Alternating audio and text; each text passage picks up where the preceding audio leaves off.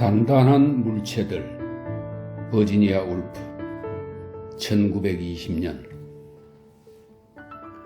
거대한 반운행의 해변에서 유일하게 움직이는 것은 작고 검은 점 하나뿐이었다. 좌초한 밴댕이 어선의 늑제와 뼈대 쪽으로 가까이 다가갈수록 그 검은 점이 가나다래지면서 그 점이 네 개의 다리였다는 게 드러났다. 시간이 지나자 그 점이 두 사람의 젊은이 모습이라는 것이 분명해졌다. 모래를 배경으로 드러나는 윤곽만으로도 그들에게서는 틀림없이 활기가 넘쳐났다. 그들의 몸이 서로에게 다가갔다 물러섰다는 모습에서 비록 약하긴 하나 말로 표현할 수 없는 활력이 넘쳐나고 있는 것으로 미루어 보아 그 작고 둥근 머리에 있는 더 작은 입에서 격렬한 논쟁이 쏟아져 나오는 것임이 확실했다. 어느 정도 시야에 가까이 오자 오른쪽 사람이 계속해서 지팡이를 내밀어 찔러대는 모습이 그 점을 입증해 주었다. 자네는 나에게 말하려는 거지? 실제로 그렇게 믿는다고? 파도가 밀려오는 쪽에서 오른편에 선 지팡이를 든 사람이 모래 위에 길고 똑바른 사선을 끄어대면서 그렇게 주장하는 것 같았다. 망할 놈의 정치. 분명히 왼편에 있는 사람에게서 나온 말이었다. 이런 말들이 흘러나오는 동안 그 두 사람의 입과 코, 턱, 작은 콧수염, 트위드로 만든 모자, 투박하고 목이 긴 구두, 체크 무늬의 긴 양말 등이 점점 더 분명하게 보였다. 그들이 내뿜는 파이프 연기가 하늘로 올라갔다. 수마일의 바다와 모래 둔덕이 펼쳐진 이곳에 이 두 사람의 신체보다 더 확실하고 더 생기 있고 더 단단하고 붉고 털 투성이의 씩씩한 모습은 아무것도 없었다. 그들은 검은 밴댕이 어선의 6개의 늑제와 뼈대 옆에 맺히듯 주저앉았다. 그 모습에서 우리는 어떻게 몸이 논쟁을 털어내고 격앙된 기분에 대해 변명을 하는지 알게 된다. 털썩 주저앉아 태도의 느슨함을 표현하는 것은 무언가 새로운 어떤 것을 잡을 준비가 됐음을 잘 보여준다. 가까이에 있는 것이 무엇이건 상관없이 그래서 찰스는 반마일 이상 해변을 가름해 왔던 그 지팡이로 물 위에 떠있는 판판한 석판 조각을 걷어내기 시작했다. 망할 놈의 정치라고 소리쳤던 조는 손가락으로 모래속 깊이 더 아래로 구멍을 파기 시작했다. 그의 손이 더 깊이 파고 들어가 발목을 넘자 옷소매를 조금 더 위로 끌어올리면서 그의 눈길의 강렬함은 사라졌다. 아니, 그렇다기보다는 어른으로서의 불가해한 깊이를 갖게 하는 사고와 경험의 배경이 사라지고 오직 어린아이들의 눈길이 그렇듯 경이로움 말고는 아무것도 드러나지 않는 투명한 표면만이 남아있을 뿐이었다. 모래에 구멍을 파는 것은 분명 어린아이가 하는 짓이다. 조금 더 파내려간 후에 그는 기억했다. 손가락 끝에 물이 배어 나올 것을. 그러고 나면 그것이 해자가 된다는 것을. 우물이 되고 샘이 되고 바다로 가는 비밀 통로가 된다는 것을. 여전히 물속에서 손가락을 움직이면서 어떤 것을 만들지 선택하는 동안 손가락이 무언지 단단한 물건을 감아 쥐었다. 깍 쥐어지는 단단한 것이었다. 크고 울퉁불퉁한 덩어리를 서서히 빼내 밖으로 끄집어냈다. 겉의 모래를 닦아내자 녹색 빛이 드러났다. 그것은 유리덩어리로 너무 두꺼워 거의 불투명하게 보였다. 바다의 어루만짐이 그것의 모양이나 모서리를 완전히 마모시켜 원래 그것이 병이었는지 큰 잔이었는지 아니면 창문이었는지 알아낼 수가 없었다. 그것은 유리라고밖에 할 수 없었다. 그것은 거의 보석에 가까웠다. 검 테두리로 둘러싸거나 구멍을 뚫어 줄에 달면 그대로 보석이었다. 목걸이의 일부나 아니면 손가락 위에서 둔중한 초록빛을 발할지도 모를 일이었다. 어쩌면 정말 보석인지도 몰랐다. 바다를 가로질러 노를 젓는 노예들의 노래소리를 들으며 뱃전에 앉아있던 검은 공주가 바닷물에 손가락을 넣고 물기를 끌 때 끼었을지도 모를 일이었다. 아니면 바다에 가라앉은 엘리자베스 시대의 참나무 보물상자 옆구리의 판자 조각이 떨어져 나가 구르고 구르다가 또다시 굴러 마침내 해변에 닿은 에메랄드일지도 모를 일이었다. 조는 그것을 손안에서 돌려보았다. 또 그것을 빛이 있는 쪽으로 들어올렸다. 그러고는 그 울퉁불퉁한 덩어리가 친구의 몸과 뻗은 오른팔에 그림자를 들어오게 되었다. 공중에 대면 초록빛이 엷어졌다가 친구의 몸에 대면 그 색이 짙어졌다. 그것은 즐겁기도 하고 당혹스럽기도 했다. 희미한 바다나 안개 낀 해안에 비하면 그것은 너무 단단하고 너무 응축되고 너무도 분명한 물체였다. 한숨 소리가 그를 방해했다.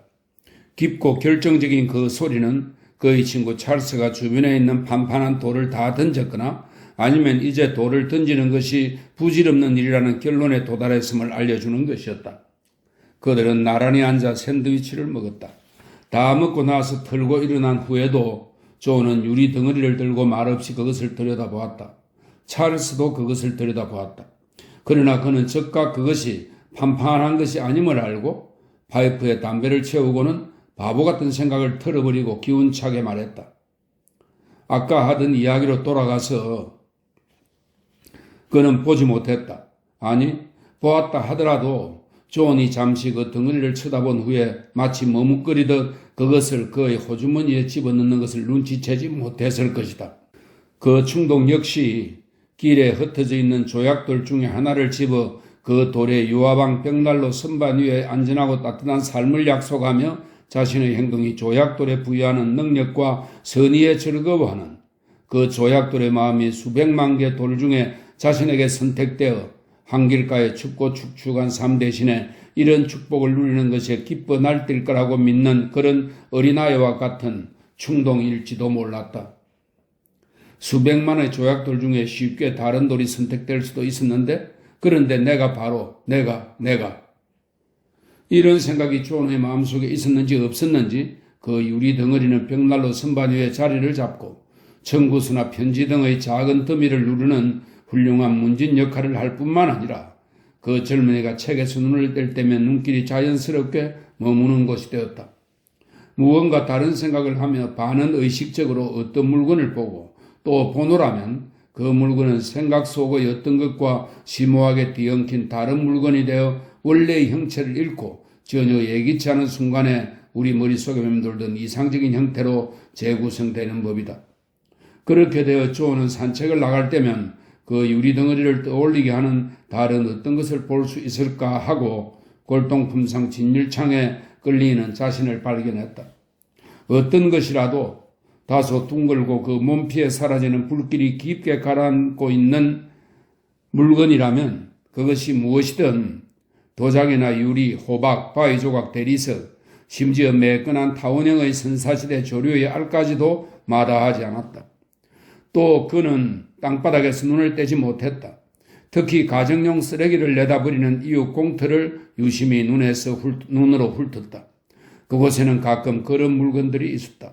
내다버린, 아무에게도 필요 없는, 형체 없는 버려진 것들이 몇 달 동안에 그는 4-5개의 그런 별난 물건을 수집했고 그것들을 벽난로 위의 선반에 올려놓았다. 그것들은 이제 막 국회의원으로 입후부에 전도 유망한 경력을 거머쥘 찰나에 있는 그가 서류들을 정리해 눌러놓는 데에 유용하게 쓰였다. 선거 구민들의 주소, 정책 선언들, 기부금을 위한 호소문, 만찬 초대장 등등. 어느 날 선거 구민들에게 연설을 하기 위해 기차를 타려고 램플에 있는 집을 출발한 그는 커다란 법원 건물의 초석 가장자리의 잔디 화단에 반쯤 가려져 있는 놀라운 물체에 눈길이 머물렀다. 그는 철제 난간 사이로 그의 지팡이 끝을 밀어 넣어 겨우 그 물건에 닿았다. 그것은 아주 놀라운 형태의 도자기 조각으로 그의 불가사리와 모양이 흡사했다. 불규칙적이긴 했으나 틀림없이 5개의 뾰족한 끝이 있는 형태의 아니면 우연히 그런 모양으로 깨진 물건이었다. 색깔은 전체적으로 푸른색이었으나 초록의 사선이나 점 같은 것이 그 푸른색 위에 덮여 있었고 진홍색의 선들이 몹시 매력적인 풍요로움과 광채를 더해 주었다. 조는 그것을 갖기로 마음먹었다. 그러나 지팡이를 밀어 넣을수록 점점 그 물건은 더 뒤로 밀려났다. 결국 그는 다시 집으로 와서 지팡이 끝에 철사로 둥근 고리를 만들어 붙인 뒤 그것을 가지고 대단한 조심성과 기술을 동원한 끝에 마침내 그 도자기 조각을 손이 닿는 곳까지 끌어냈다. 그것을 손에 잡는 순간 그는 승리감의 소리를 질렀다. 바로 그때 시계가 쳤다. 그가 약속을 지키는 건 이제 문제밖이었다. 그 회합은 그가 없는 채로 진행되었다. 도대체 이 도자기 조각은 어떻게 이렇게 놀라운 형태로 깨질 수 있단 말인가?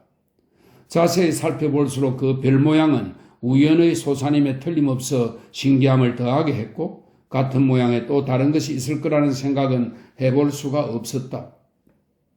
모래에서 파낸 유리덩어리 반대쪽 선반에 그것을 올려놓자 마치 딴 세상의 물건 같았다. 화려한 어릿광대처럼 기괴하고도 환상적이었다. 그것은 공중에서 외발 돌기를 하며 깜빡이는 별처럼 빛을 발하는 것 같았다. 그렇게 생기 있고 정신이 번쩍 나는 도자기 조각과 그렇게 말없고 생각에 잠긴 유리 사이의 대비에 매료된 그는 같은 방 안에 같은 좁다란 대리석 조각 위에 놓여지는 것은 고사하고라도 어떻게 이 두 물건이 같은 세상에 존재할 수 있단 말인가 하는 놀라움과 의아함에 찬 질문을 스스로에게 던졌다. 그 질문은 답을 얻지 못한 채 남아 있었다. 이제 그는 깨진 도자기 조각이 가장 흔히 널려 있는 곳을 찾아 철로 사이에 버려진 땅이나 가옥이 철거된 곳, 런던 근교의 공유지 같은 곳을 헤매고 다녔다. 그러나 도자기가 아주 높은 곳에서 던져지는 예는 드물었다. 그런 일은 사람들이 가장 드물게 하는 행동 중의 하나일 터였다. 아주 높은 집에 살면서 그 집 아래에 누가 있는지 생각하지 않고 무모한 충동과 열정적인 편견으로 창문에서 곧바로 물병이나 항아리를 집어던지는 여자가 있는 상황을 찾아야 하는 일이었다. 깨진 도자기는 도처에 많았다. 그러나 아무런 특징이나 목적 없이 사소한 가정사로 깨진 것뿐이었다. 그럼에도 불구하고 그는 놀라운 일을 자주 겪었다.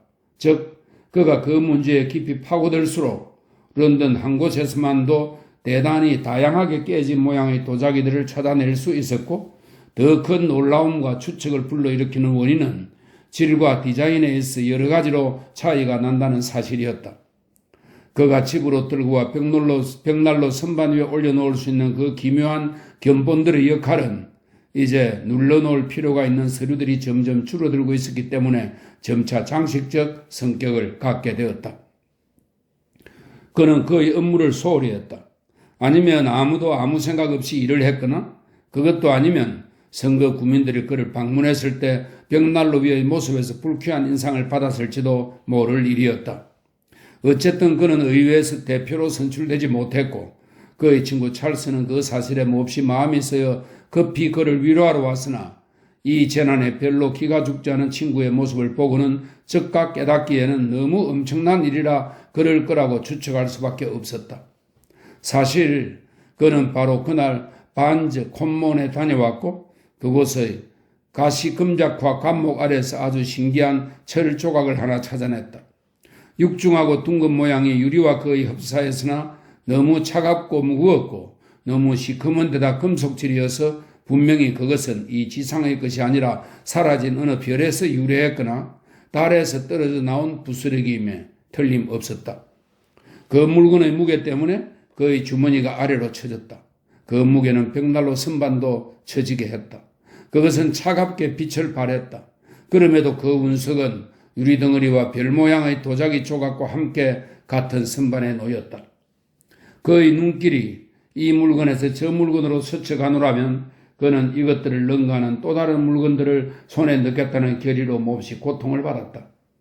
그는 점점 더 결연하게 그런 물건을 찾는 데 헌신했다. 만일 그가 그런 열망에 불타지 않았다면 그리고 언젠가는 새로 찾아낸 쓰레기 더미가 그에게 보상을 해줄 거라는 확신이 없었다면 고단함과 조롱은 차치하고라도 그가 겪은 실망이 이런 추적을 포기하게 했을지도 모를 일이었다.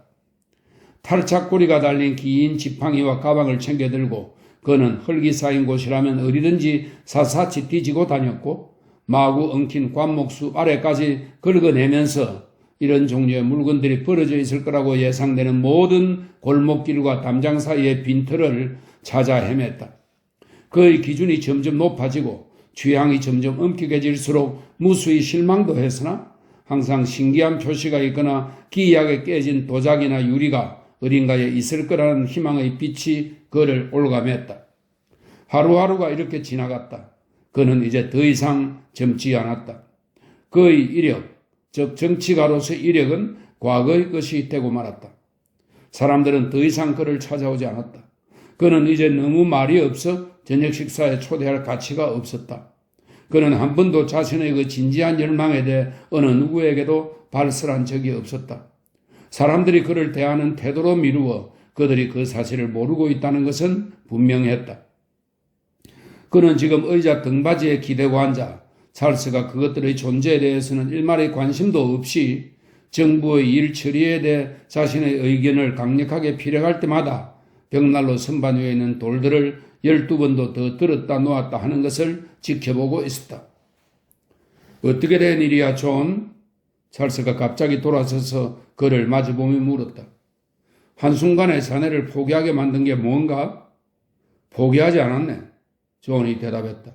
그렇지만 자네는 이미 가망이 없지 않은가? 찰스가 거칠게 말했다. 나는 자네와 생각이 다르네. 존은 확신을 가지고 말했다. 찰스는 그를 바라보면서 극도로 마음이 불편했다. 비상한 의문이 그를 사로잡았다. 그는 두 사람이 서로 다른 것에 대해 이야기를 하고 있다는 미심쩍은 생각이 들었다. 그는 이 엄청난 낙담을 들어줄 무엇가 없을까 하고 방 안을 둘러보았으나 방의 어수선한 모습이 그를 더욱 낙담시킬 따름이었다. 도대체 저 지팡이는 무엇이며 벽에 걸려있는 낡은 양탄자 가방은 무엇란 말인가? 그리고 저기 놓인 돌들은?